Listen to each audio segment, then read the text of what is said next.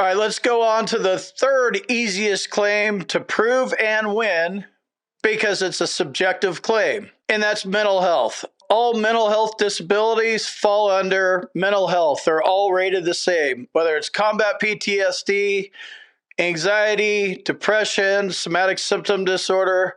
There's about 150 of them.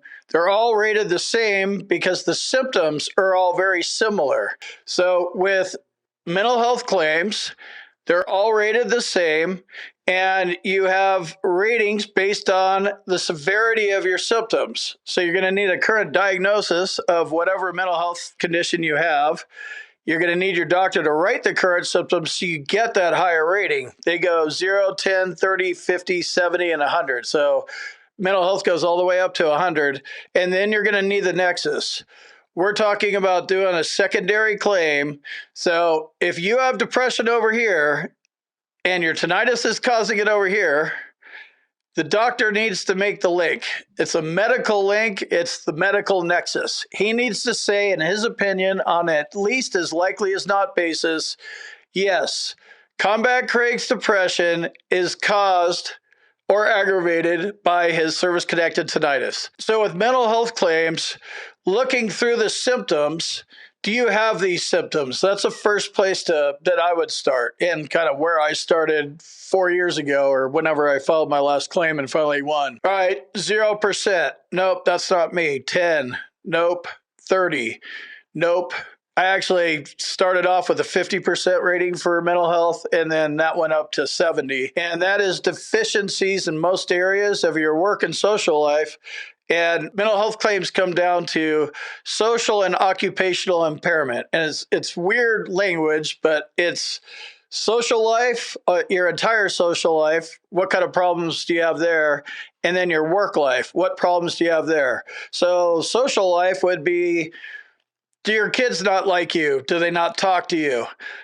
Have you been divorced? Where do you have problems? And just, do you not get along with your mom or your grandma or whoever it is in your family? And then, are you socially awkward? Do you not like going out and you're uncomfortable around people? Basically everything other than the hours that you're at work. What's going on there? So read the rating criteria and see if any of these things fit you. Cameras are a good one. I have cameras and I have monitors off screen. I can see around my house all the time. I'm well armed and ready to, do whatever I need to do here.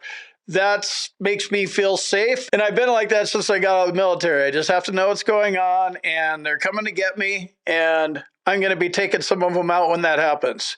Who are they? I have no idea, but they're going to have a bad day. And I'll be ready for them. So when you compare that kind of mindset to like a normal person, normal people don't act like that. Normal people are not sitting here with their cameras and ready to defend themselves. It's just not something they do.